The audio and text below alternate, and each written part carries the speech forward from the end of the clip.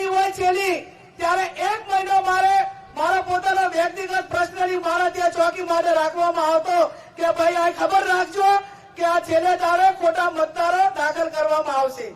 અને હકીકત એવી થઈ કે 2017માં પણ અમે 7,500 મતદારો એ રાતના 11 વાગે છેલ્લી તારીખે પકડ્યા અને અમે અમને પુરાવો આપ્યો ચૂંટણી પંચને અધિકારીઓને કે આ 11 વાગે 7,500 મતદારો એ આ બધા બોગસ દાખલ થયેલા છે.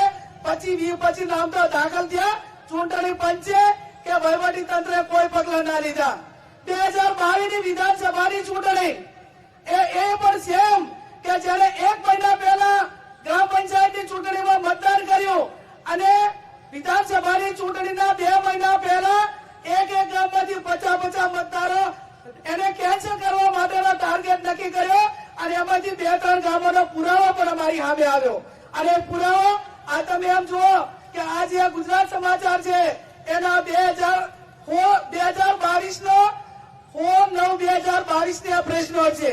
એને મામલતદારને કે પ્રાંત અધિકારીને અમે આવેદન પત્ર આપી અને પુરાવા રજૂ કર્યા કે આ ભાઈ આવા લોકોએ આટલા વોટ ચોરી કરી છે. 2024ની લોકસભાની ચૂંટણી હોય એ ચૂંટણીની અંદર બીજા જિલ્લામાંથી મતદાર યાદીમાં બનાસકાંઠાની અંદર નામ દાખલ કરવામાં આવ્યા.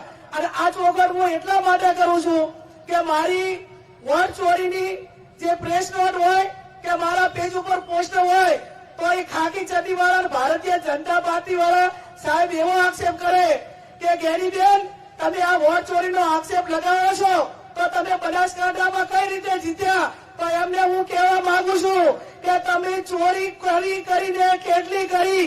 જે અમે 1.5-2 લાખે જીતવાના હતા એ 30,000 લાયા. પણ તમારા ચોરી માટેના પુરાવા જોતા હોય તો આજે પણ અમે આપવા માટે તૈયાર છીએ.